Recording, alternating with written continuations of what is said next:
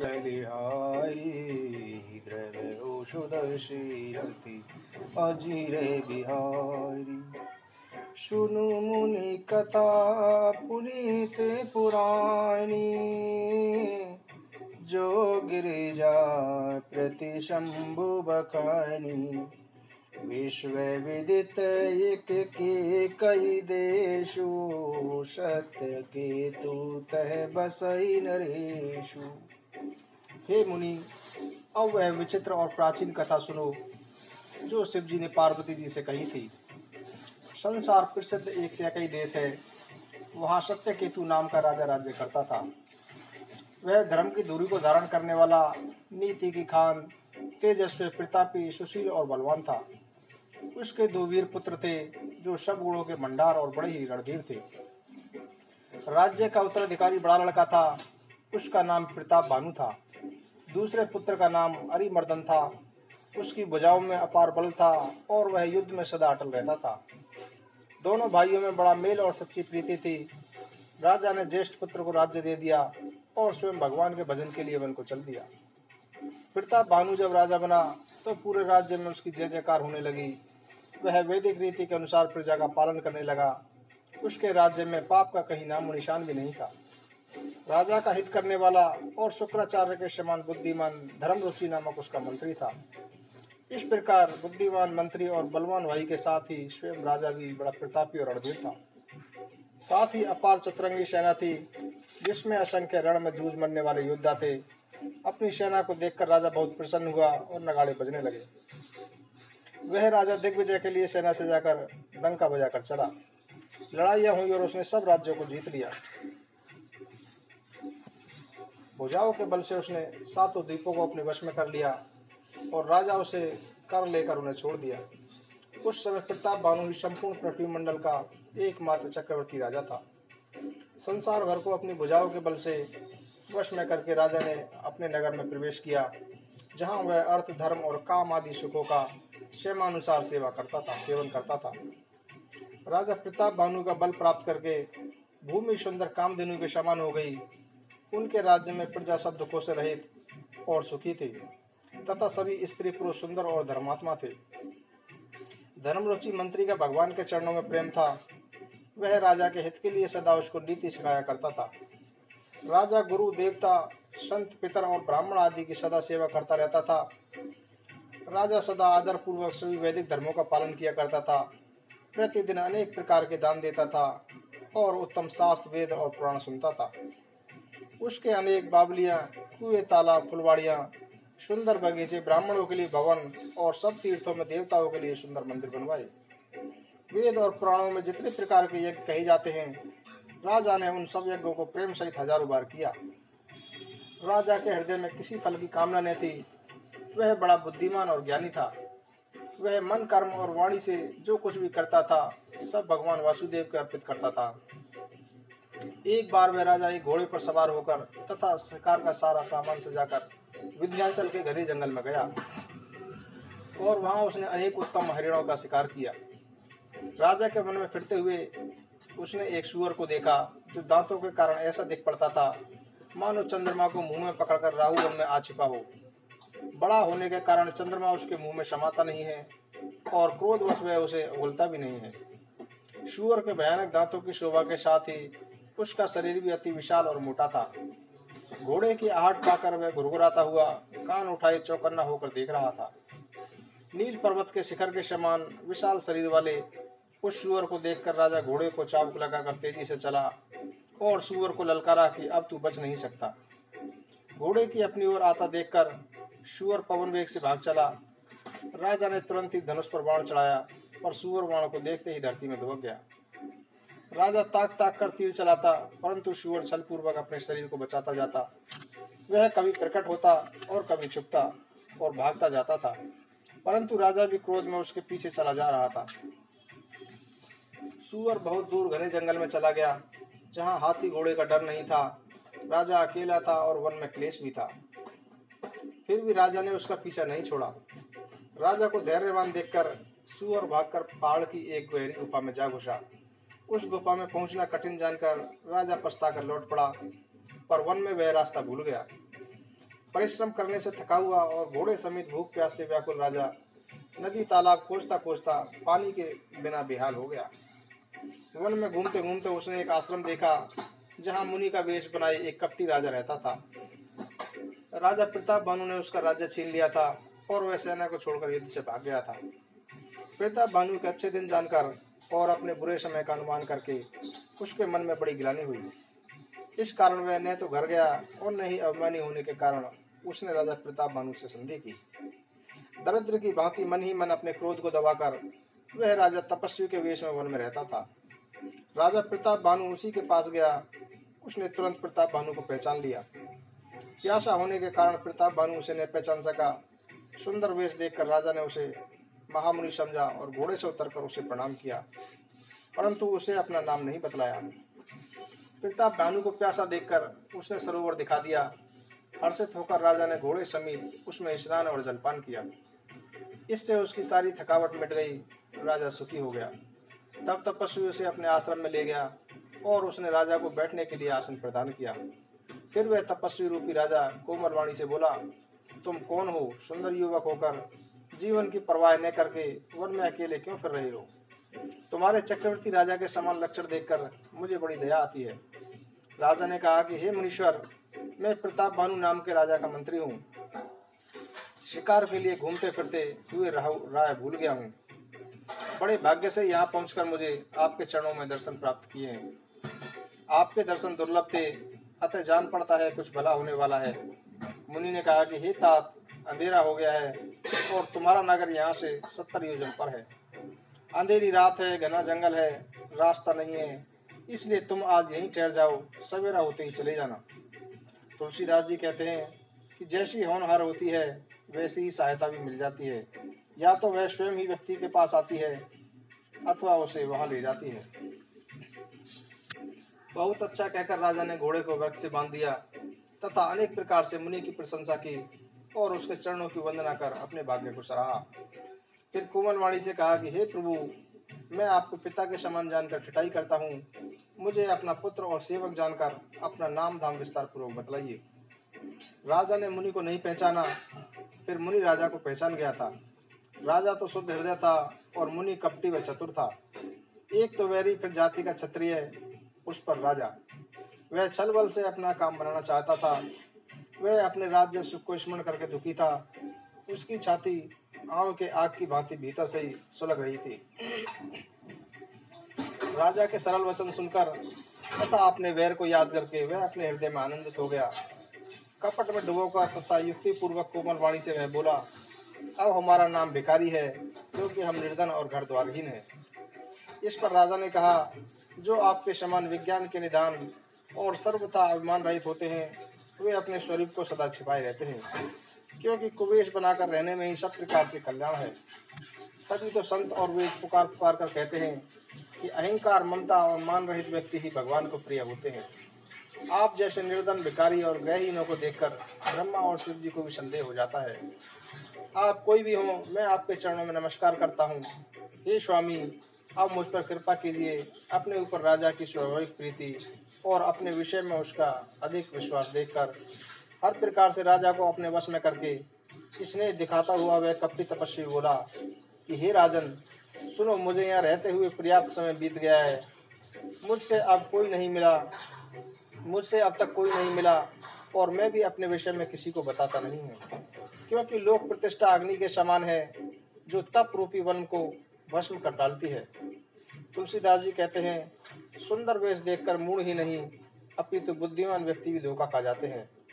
सुंदर मोर को देखो, उसका वचन अमृत के समान है और आहार सांप है। कपट भी तपस्वी बोला, इसलिए मैं छिपकर रहता हूँ। भगवान को छोड़कर अन्य किसी से मेरा कोई प्रयोजन नहीं है। प्रभु सब जानते हैं, फिर संसार को ले जाने से क्या सिद्धि मिलेगी।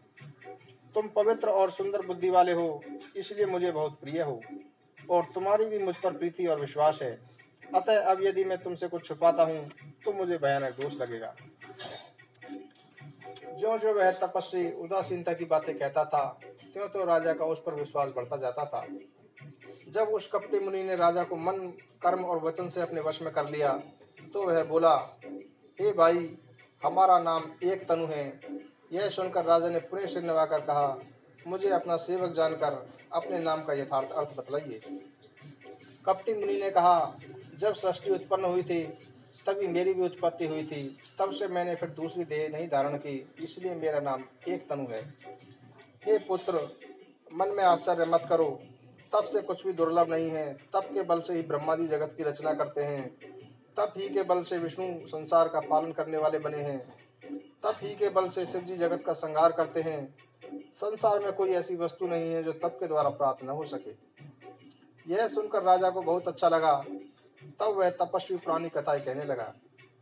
धर्म, कर्म और अनेक प्रकार के इतिहास कहकर वह वैराग्य और ज्ञान का निरूपण करने लगा। सृष्टि की उत्पत्ति, स्थिति और प्रलय की अनेक आश्चर्य भरी कथाएं उसने विस्तार पूर्वक कही। जब राजा सब सुनकर उस तपस्वी के वश में हो गया तो वह उसे अपना नाम बताने लगा। तपस्वी बोला कि राजन, मैं तुम्हें जानता हूँ, तुमने मुझसे जो कपट किया है वह मुझे बहुत अच्छा लगा।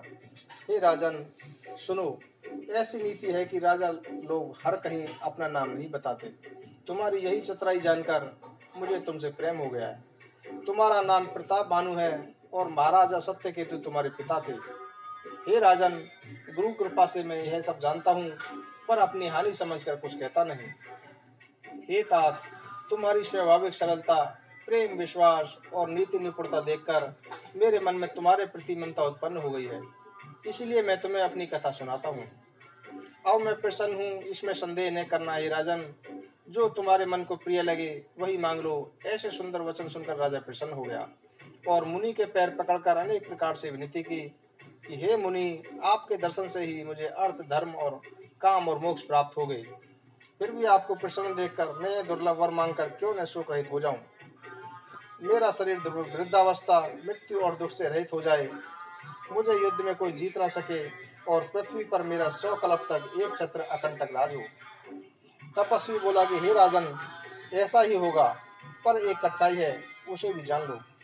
केवल ब्राह्मण कुल को छोड़कर काल भी तुम्हारे चरणों में सिर झुकाएगा। तप के बल से ब्राह्मण सदा बलवान रहते हैं, उनके क्रोध से रक्षा करने वाला कोई नहीं।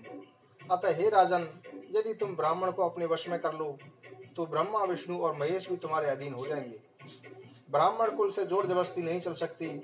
मैं अपनी दोनों भुजाएं उठाकर सत्य कहता हूँ, ब्राह्मणों के शाप के बिना तुम्हारा नाश कभी नहीं होगा। राजा उसके वचन सुनकर बड़ा ही प्रसन्न हुआ और बोला कि हे भगवान, अब मेरा अहित नहीं हो सकता। अब आपकी कृपा से मेरा सदा कल्याण ही होगा। एवं वस्तु कहकर वह कपटी मुनि बोला, यदि तुम मेरे मिलन तथा अपने राय भूल जाने की बात किसी से कह दोगे तो इसमें हमारा कोई दोष नहीं।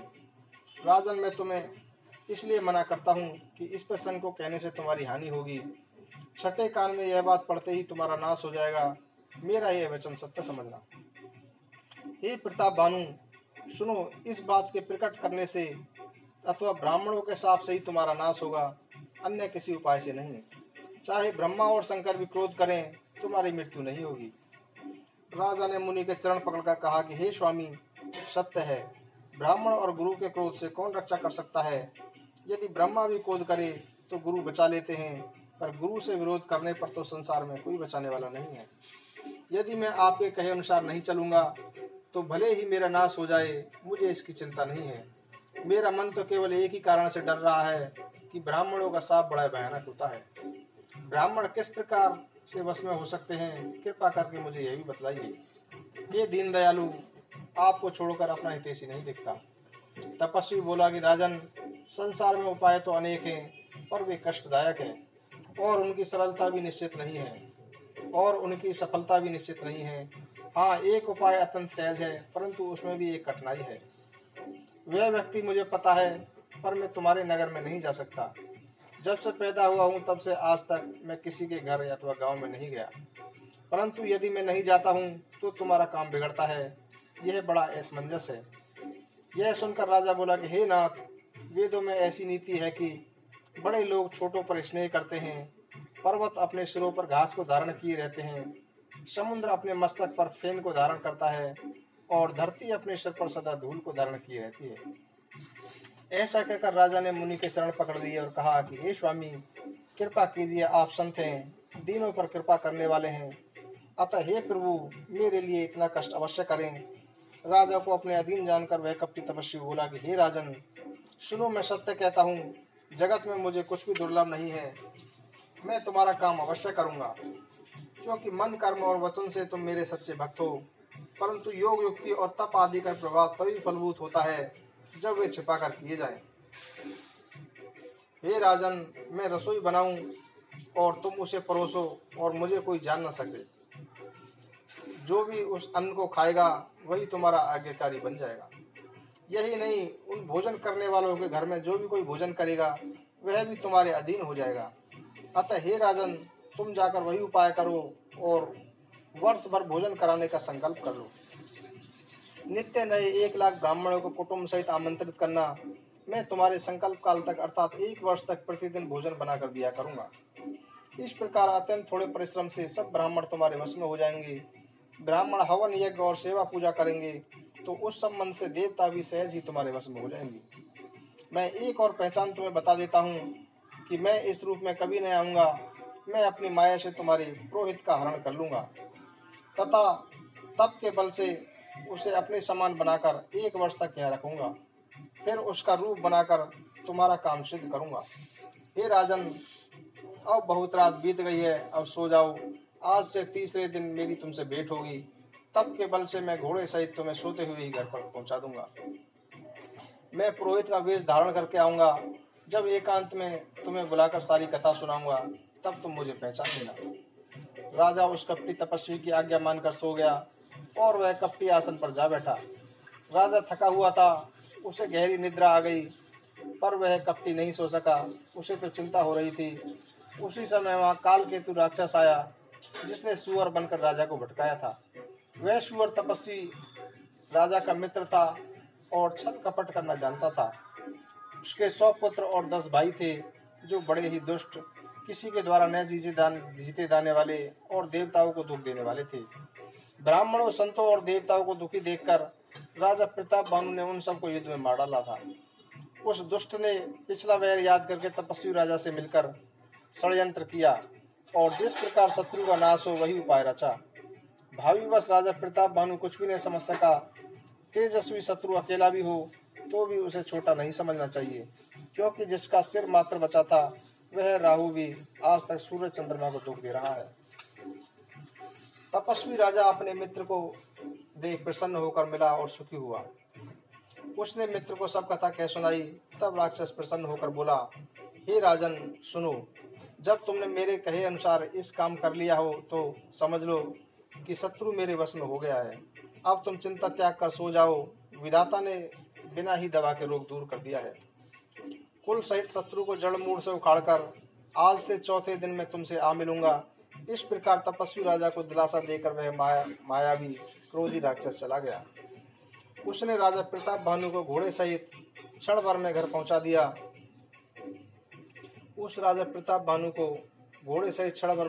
दिया। राजा को रानी के पास सुलाकर उसने घोड़े को भली प्रकार से घोड़साल में बांध दिया। फिर वह राजा के पुरोहित को उठा ले गया और माया से उसकी बुद्धि को भ्रम में डालकर उसे पहाड़ की गुफा में ले गया और स्वयं पुरोहित का रूप बनाकर उसकी सैया पर जा लेटा। सवेरा होने से पहले ही राजा जागा और अपना घर देखकर आश्चर्यचकित हो उठा।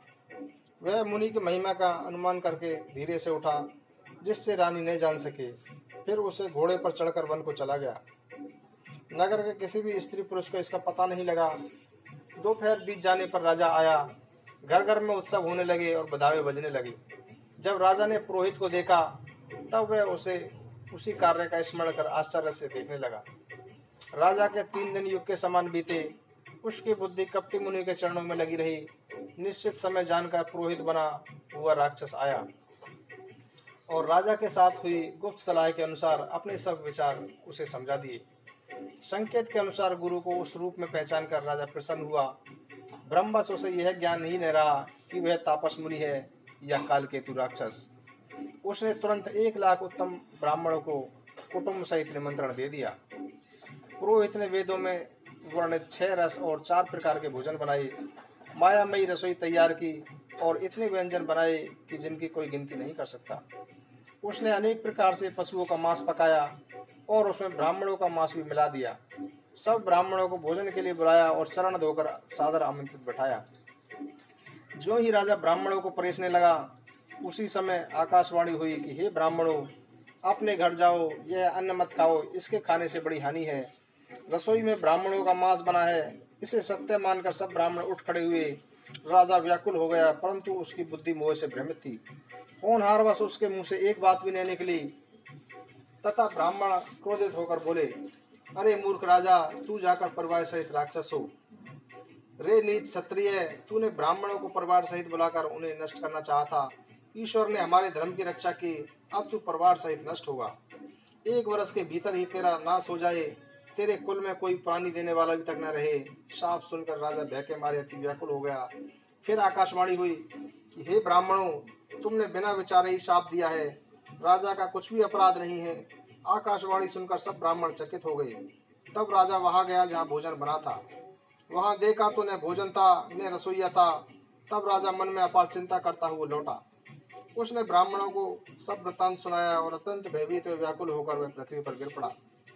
हे राजन, यद्यपि तुम्हारा दोष नहीं है, तो भी होनहार नहीं मिटता। ब्राह्मणों का शाप अत्यंत भयानक होता है। यह किसी भी प्रकार से टाले टल नहीं सकता। ऐसा कहकर सब ब्राह्मण चले। नगरवासियों ने जब यह समाचार सुना तो वे चिंता करने और विधाता को दोष देने लगे। जिसने हंस बनाते बनाते कौवा बना दिया, अर्थात ऐसे राजा को देवता बनाना चाहिए था, परंतु राक्षस बना दिया। पुरोहित को उसके घर पहुंचाकर असुर ने कपटी तपस्वी को खबर दी। उस दुष्ट ने जहां जहां पत्र भेजे, जिससे सब वैरी राजा सेना सजा सजाकर राज्य पर चढ़ दौड़े और उन्होंने डंका बजाकर नगर को घेर लिया। अनेक प्रकार से लड़ाई होने लगी। प्रताप भानु से युद्ध करके सब योद्धा रण में जूझ मरे। सत्यकेतु भी भाई सहित मारा गया। सत्यकेतु के कुल में कोई नहीं बचा। ब्राह्मणों का शाप झूठा नहीं हो सकता था। शत्रु को जीतकर नगर को फिर से बसाकर सब राजा विजय और यश पाकर अपने अपने नगर को चले गए। याज्ञवल्क्य जी कहते हैं कि हे भरद्वाज, सुनो, विधाता जब जिसके विपरीत होते हैं, तब उसके लिए धूल सुमेरु पर्वत के समान, पिता यम के समान और रस्सी सांप के समान बन जाती है। सुनो, समय पाकर वही राजा परिवार सहित रावण नाम का राक्षस हुआ। उसके 10 सिर और 20 भुजाएं थी और वह प्रचंड शूरवीर था। अरिमर्दन नामक राजा का छोटा भाई कुंभकर्ण हुआ।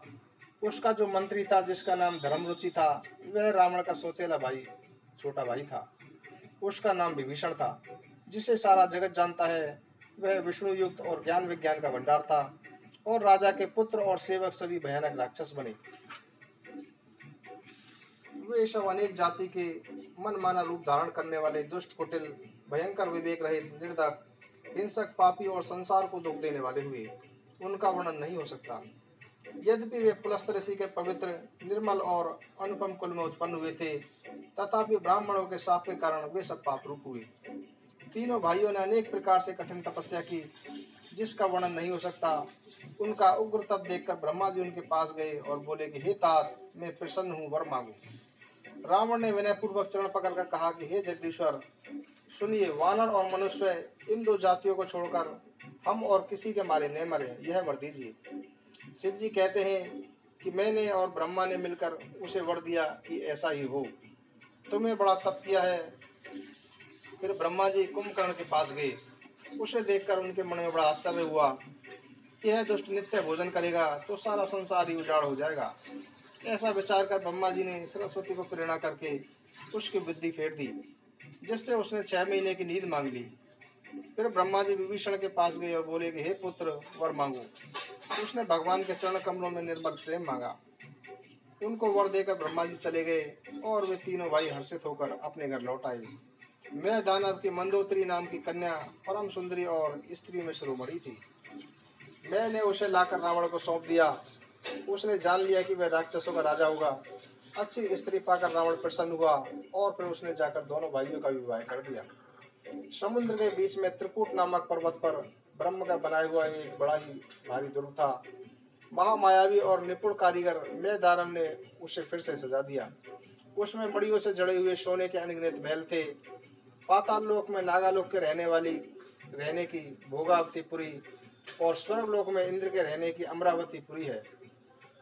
उनसे भी अधिक सुंदर वह दुर्ग था। वह संसार में लंका के नाम से प्रसिद्ध हुआ। उसके चारों ओर समुद्र की अत्यंत गहरी खाई है। उस दुर्ग का मड़ियों से जड़ा हुआ सोने का मजबूत परकोटा है, जिसकी कारीगरी का वर्णन नहीं किया जा सकता। भगवान की प्रेरणा से जिस कल्प में जो राक्षसों का राजा होता है, वही शूर प्रतापी और अतुल बलशाली अपनी सेना सहित उस पुरी में बसता है। पहले वहाँ बड़े बड़े योद्धा राक्षस रहते थे, देवताओं ने उन सबको युद्ध में मार डाला। अब इंद्र की प्रेरणा से वहाँ कुबेर के 1 करोड़ रक्षक करते हैं। रावण को जब ऐसा विचार मिला तो उसने सेना से जाकर दुर्ग को घेर लिया। उस विकट योद्धा और उसकी सेना को देखकर यक्ष अपने प्राण लेकर भाग गए। तब रावण ने घूम फिरकर सारा नगर देखा, उसकी चिंता मिट गई और वह अत्यंत प्रसन्न हो गया। उस पुरी को सहज ही सुंदर और दुर्गम जानकर रावण ने उसे अपनी राजधानी बना लिया। योग्यता के अनुसार घरों को बांटकर रावण ने सब राक्षसों को सूची कर दिया। एक बार उसने कुबेर पर चढ़ाई कर दी और उसे जीतकर उससे पुष्पक विमान भी ले आया। फिर उसने एक बार खिलवाड़ में ही कैलाश पर्वत को उठा लिया और अपनी भुजाओं का बल तोलकर तथा प्रसन्न होकर वहां से चला गया। जिस प्रकार प्रत्येक लोक पर लोक बढ़ता जाता है, उसी प्रकार रावण के सुख संपत्ति, पुत्र, सेना, सहायक, जय प्रताप, बल, बुद्धि और बड़ाई भी बढ़ते जाते थे। अत्यंत बलवान कुंभकर्ण उसका भाई था, जिसके जोड़ का योद्धा संसार में पैदा ही नहीं हुआ। वह मदिरा पीकर 6 महीने सोया करता था, लेकिन उसके जागते ही तीनों लोकों में हाहाकार मच जाता था। यदि वह प्रतिदिन भोजन करता तो संपूर्ण विश्व शीघ्र ही चौपट हो जाता। वह ऐसा रणधीर था जिसका वर्णन नहीं किया जा सकता। लंका में उसके जैसे असंख्य वीर थे। मेघनाथ रावण का बड़ा पुत्र था, जो संसार के योद्धाओं में सर्वप्रथम था। रण में कोई भी उसका सामना नहीं कर सकता था। स्वर्ग में भी उसके भय से नित्य भगदड़ मची रहती थी। इनके अतिरिक्त दुर्गम, अकंपन, वज्रदंत, धूमकेतु और अतिकाय आदि अनेक योद्धा थे, जो अकेले ही सारे संसार को जीत सकते थे। सभी राक्षस मनमाना रूप बना सकते थे और आसुरी माया जानते थे। उनके मन में दया धर्म के लिए कोई भी स्थान नहीं था। एक बार सभा में बैठे हुए रावण ने अपने अगणित परिवार को देखा। पुत्र, पौत्र, कुटुंबी और सेवक सब थे। राक्षसों की जातियों को तो कोई गिन ही नहीं सकता था। अपनी सेना को देखकर स्वभाव से ही अभिमानी रावण क्रोध और गर्व से बोला, हे समस्त राक्षसों के दलों, सुनो, देवतागण हमारे शत्रु हैं। वे सामने आकर युद्ध नहीं करते, बलवान शत्रु को देखकर भाग जाते हैं। उनका मरण का एक ही उपाय है, मैं समझता हूँ, अब उसे सुनो। तुम उनके बल को बढ़ाने वाले ब्राह्मण भोजन, यज्ञ, हवन और श्राद्ध, इन सब में जाकर बाधा डालो।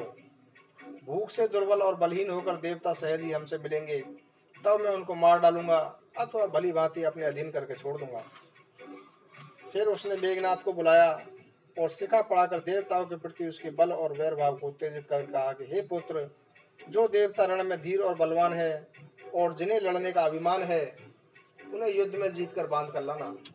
बेटे ने उठकर पिता की आज्ञा को शिरोधार्य किया, सबको आज्ञा दी और आप भी हाथ में गदा लेकर चल दिया।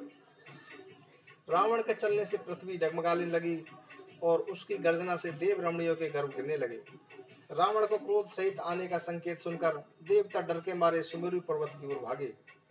दिक्पालों के सारे सुंदर लोग रावण को सुन दिखाई पड़ दिए। वह बार बार सिंह गर्जना करके देवताओं को ललकार कर गालियां देता था। रण के मध्य में मतवाला होकर वह योद्धा खोजता हुआ संसार भर में दौड़ता फिरा, परंतु उसे ऐसा योद्धा कहीं नहीं मिला जो उससे लड़ता।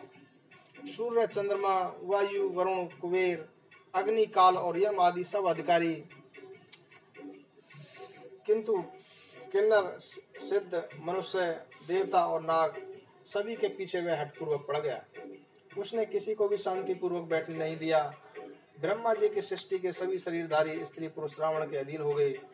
डर के मारे सभी उसकी आज्ञा का पालन करते थे तथा नित्य आकर अत्यंत आदरपूर्वक उसके चरणों में सिर झुकाते थे। उसके भुजाओं के बल से सारे संसार को अपने वश में कर लिया था, कोई भी स्वतंत्र नहीं रहा। इस प्रकार रावण सार्वभौम सम्राट अपनी इच्छा अनुसार राज्य करने लगा। देवता, यक्ष, गंधर्व, मनुष्य, किन्नर और नागों की कन्याओं तथा अनेक सुंदरियों और उत्तम स्त्रियों को अपने बलपूर्वक जीतकर उनसे विवाह किया। मेघनाथ से रावण ने जो कुछ कहा, मेघनाथ ने उसके पालन में तनिक भी देर नहीं की। जिन्हें रावण ने मेघनाथ से पहले ही आज्ञा दे रखी थी, उन्हें जो करतूतें थीं, अब वे भी सुन लो। राक्षसों का समूह देखने में बड़े भयानक, पापी और देवताओं को दुख देने वाले थे। असुरों के वे समूह उपद्रव करते थे और माया से अनेक प्रकार के रूप धरते थे। वे सब वही वेद विरुद्ध काम करते थे जिससे धर्म की जड़ कटे। वे जहाँ भी गौ और ब्राह्मणों को पाते थे उसी नगर, गांव और पूर्व में आग लगा देते थे। उनके डर से कहीं भी ब्राह्मण भोजन, यज्ञ, श्राद्ध आदि नहीं होते थे। देवता, ब्राह्मण और गुरु को कोई नहीं मानता था। न हरि भक्ति थी, न यज्ञ था, न तप और ज्ञान था। वेद पुराण तो स्वप्न में भी सुनने को नहीं मिलते थे। यदि रावण जप, योग, वैराग्य, तप तथा यज्ञ द्वारा देवताओं को उनको भाग पाने की बात सुन लेता तो वह सबको, यज्ञ कार्यकर्ताओं को पकड़कर विध्वंस कर डालता था। संसार में ऐसा भ्रष्ट आचरण फैल गया कि धर्म तो सुनने में भी कभी नहीं आता था। जो कोई वेद पुराण कहता उसे अनेक प्रकार की यंत्रणाएं देता और देश से निकाल देता था। राक्षस जिस प्रकार घोर अत्याचार करते थे उसका वर्णन नहीं किया जा सकता। हिंसा से ही जिन्हें प्यार हो उनके पापों का क्या ठिकाना है। पराई धन और पराई स्त्री पर दृष्टि कर रखने वाले दुष्ट, चोर और जुआरी बहुत बढ़ गए। लोग माता पिता और देवताओं को नहीं मानते थे तथा साधुओं की सेवा करना तो दूर, उल्टे उनसे ही सेवा कराते थे। शिव जी कहते हैं कि हे भवानी, जिनके ऐसे आचरण हैं उन सब प्राणियों को राक्षस ही जानो। इस प्रकार धर्म के प्रति लोगों की अरुचि, अनास्था देखकर पृथ्वी अत्यंत भयभीत और व्याकुल हो गई। पृथ्वी सोचने लगी कि पहाड़ों, नदियों और समुद्रों का बोझ मुझसे इतना भारी नहीं लगता जितना भारी मुझे दूसरों का बुरा करने वाला लगता है। पृथ्वी सब कुछ धर्म के विरुद्ध होते हुए देख रही है, पर रावण से इतनी भयभीत है कि कुछ बोल भी नहीं पाती। अंत में सोच विचार कर गौ का रूप धारण कर पृथ्वी वहां पहुंची जहां देवता और मुनि छिपे थे। पृथ्वी ने रोकर उन्हें अपना दुख सुनाया, पर किसी से कुछ करते न बना। तब देवता, मुनि और गंधर्व सब मिलकर ब्रह्मा जी के लोग पहुंचे। भय और शोक से व्याकुल पृथ्वी भी गौ का रूप शरीर धारण किए उनके साथ थी। ब्रह्मा जी सब जान गए। उन्होंने मन में अनुमान किया कि इस संबंध में मैं कुछ भी नहीं कर सकूंगा। तब उन्होंने पृथ्वी से कहा कि तुम जिसकी दासी हो वही अविनाशी हम और तुम दोनों का सहायक है। ब्रह्मा जी बोले कि हे धरती, मन में धीरज धारण करके प्रभु चरणों का स्मरण करो। प्रभु अपने भक्तों की पीड़ा जानते हैं, वे ही तुम्हारी इस दारुण कष्ट का नाश करेंगे। सब देवता बैठकर विचार करने लगे कि प्रभु को कहाँ खोजें ताकि उनके सामने अपनी रक्षा की गुहार कर सकें। कोई बैकुंठपुरी जाने की बात कहता था तो कोई कहता था कि प्रभु क्षीर सागर में निवास करते हैं। जिसके हृदय में जैसी भक्ति और प्रीति होती है उसके लिए प्रभु सदा उसी रीति से प्रकट होते हैं। हे पार्वती, उस समाज में मैं भी था। अवसर पाकर मैंने एक बात कही। मैं तो यह जानता हूँ कि भगवान सब जगह समान रूप से व्याप्त हैं तथा प्रेम से वे प्रकट हो जाते हैं। देश, काल, दिशा, विदिशा में बताओ ऐसी जगह कहाँ है जहाँ प्रभु न हो। वे चराचर में व्याप्त होते हुए भी सब में सबसे रहित हैं और विरक्त हैं। उनकी कहीं आसक्ति नहीं है। जैसे अग्नि प्रकट होती है उसी प्रकार सर्वत्र व्याप्त भगवान भी प्रेम से प्रकट होते हैं। मेरी बात सबको प्रिय लगी और ब्रह्मा जी ने साधु साधु कहकर प्रशंसा की। मेरी बात सुनकर ब्रह्मा जी के मन में बड़ा हर्ष हुआ। उनका शरीर पुलकित हो गया और नेत्रों से प्रेम के आंसू बहने लगे। तब ब्रह्मा जी हाथ जोड़कर स्तुति करने लगे कि हे देवताओं के स्वामी, सेवकों को सुख देने वाले, असुरों का विनाश करने वाले श्री लक्ष्मी जी के स्वामी, आपकी जय हो। हे देवता और पृथ्वी का पालन करने वाले, आपकी लीला अद्भुत है, उसका भेद कोई नहीं जानता। ऐसे स्वभाव से कृपालु और दीन दयालु हम पर कृपा करें। हे अविनाशी, सबके हृदय में निवास करने वाले, सर्वव्यापक, परम आनंद स्वरूप, अज्ञेय, इंद्रियों से परे, पवित्र चरित्र, माया से रहित, मोक्ष प्रदाता, आपकी जय हो, जय हो। इस लोक और परलोक के सब भोगों से विरक्त तथा मोह से सर्वथा छूटे हुए ज्ञानी भी अत्यंत अनुरागी बनकर जिनका दिन रात ध्यान करते हैं और जिनके गुणों के समूह का गान करते हैं, उन सच्चिदानंद की जय हो। जिन्होंने बिना किसी दूसरे संगी अथवा सहायक के अकेले ही 3 प्रकार की सृष्टि उत्पन्न की, वे पापों का नाश करने वाले भगवान हमारी सुधील हैं। हमने भक्ति जानते हैं और नहीं पूजा। जो जन्म मृत्यु के भय का नाश करने वाले, मुनियों के मन को आनंद देने वाले और विपत्तियों के समूह को नष्ट करने वाले हैं, हम सब देवताओं के समूह मन वचन और कर्म से अपनी चतुराई छोड़कर उनकी शरण में आए हैं। सरस्वती, वेद, शेष जी और समस्त ऋषि भी जिन्हें नहीं जानते, जिन्हें दीन प्रिय हैं, ऐसा वेद पुकार पुकार कर कहते हैं, वे श्री भगवान हम पर दया करें। ये संसार रूपी समुद्र को मथने के लिए मंद्रांचल, सब प्रकार के सुंदर गुणों के धाम और सुखों के प्रभु प्रभु, आपके चरण कमलों में मुनि, सिद्ध तथा समस्त देवता भय से अत्यंत व्याकुल होकर नमस्कार करते हैं। देवताओं और पृथ्वी को भयभीत देखकर तथा उनके वचन सुनकर शोक और समस्त संदेहों को हरने वाले गंभीर आकाशवाणी हुई। हे मुनि, सिद्ध और देवताओं के स्वामियों, डरो मत। मैं तुम्हारे लिए अपने अंश सहित सूर्य वंश में मनुष्य रूप में अवतार लूंगा। कश्यप तथा अदिति ने बड़ा भारी तप किया था, मैं पहले उन्हें वर दे चुका हूँ। वे ही दशरथ और कौशल्या के रूप में मनुष्य के राजा होकर अयोध्यापुरी में प्रकट हुए। मैं उन्हीं के घर में जाकर रघुकुल में श्रेष्ठ 4 भाइयों के रूप में अवतार लूंगा। नारद जी के समस्त वचन में सत्य करूंगा और अपनी पराशक्ति के सहित अवतार लूंगा। मैं पृथ्वी का समस्त भार हर लूंगा। हे देवता, तुम निर्भय हो जाओ। आकाश में भगवान की वाणी को सुनकर देवता तुरंत लौट गए और उनका हृदय शीतल हो गया। तब ब्रह्मा जी ने पृथ्वी को समझाया, वह भी निर्भय हुई और उनके मन में भी ढाढ़स आ गया। देवताओं को यही सिखाकर कि वानरों का शरीर धरकर तुम लोग पृथ्वी पर जाकर भगवान के चरणों की सेवा करो, ब्रह्मा जी अपने लोक को चले गए। सब देवता अपने अपने लोक को चले गए। पृथ्वी सहित सबके मन को शांति प्राप्त हुई। ब्रह्मा जी की आज्ञा से देवता बहुत प्रसन्न हुए और उन्होंने वैसा ही करने में देर नहीं की। पृथ्वी पर उन्होंने वानर देह धारण की। उन्होंने अपार बल और प्रताप था, सभी शूरवीर थे। पर्वत, वृक्ष और नखी उनके शस्त्र थे। वे धीर बुद्धि वाले वानर रूपी देवता भगवान के आने की राह देखने लगे। वे वानर पर्वतों और जंगलों में जहाँ तहाँ अपनी अपनी सुंदर सेना बनाकर फैल गए। यह सब सुंदर चरित्र मैंने कहा। अब वह चरित्र सुनो जिसे बीच में ही छोड़ दिया था। मंगले भवने अमंगल हारे, द्रवो सुदशरथ अजर बिहारी। राम सिया राम जय जय राम। राम सिया राम जय जय राम। मंगले भवने अमंगल हारी, द्रवो सुदशरथ अजर बिहारी। राम सिया राम जय जय राम। राम सिया राम जय जय राम। मंगले भवने मंगल हारी, द्रवो सुदशरथ अजर बिहारी। श्री राम जय जय राम। श्री राम जय जय राम। श्री राम जय जय राम। श्री राम जय जय राम। मर्यादा पुरुषोत्तम राम। श्री राम जय जय राम। श्री राम जय जय राम। श्री राम जय जय राम। श्री राम जय जय राम। दशरथ जी के प्यारे राम।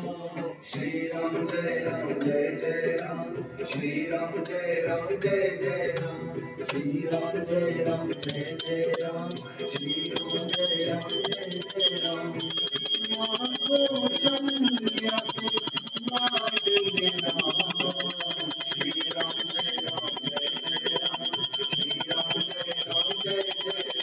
श्री राम जय जय राम।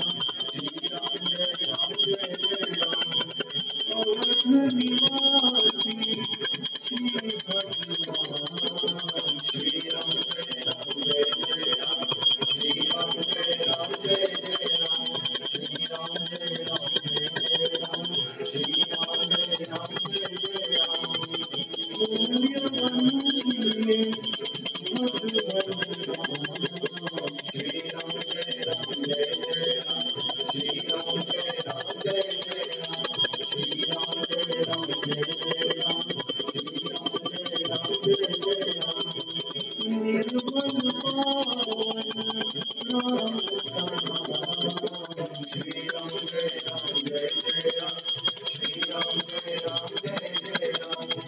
Jai